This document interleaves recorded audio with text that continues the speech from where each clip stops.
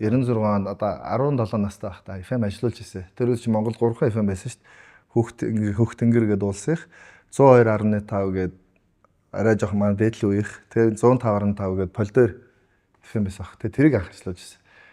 Анх удаа шөнийн эфир одоо Монголд 12 цагт бүх юм хаадаг байхад анх шөнийн эфир гэдэг юм явуулж үзчихлээ.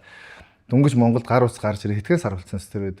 Тэгэхэд тухайн үед чинь одоо радио шууд нэвтрүүлэг явуулахын тулд юм том автобус авч явна те ингээд тийм л 90 оны дунд ярьж байгаа шүү дээ.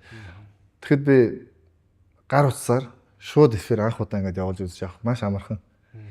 Тэгээ соёлын төвөргөний оройд байсан. Ингээд би ингээд энэ нэвтрүүлэг явуулж байна. Бидний сонсч Монголын бүх телевиз радиод ингээд сая 12 цаг болоод үйл ажиллагаа зогсчихлоо.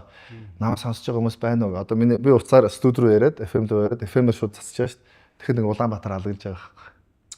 Яг бол өөр сонголт байхгүй тэр үед. Тэр чинь зүгээр 2 FM-тэй 2 3 телевизтэй тэгэл бүгд л ажиллаж байгаа хүмүүс нь ажилтаа амьдралтай юм чинь 12 цаг л харна шүү дээ.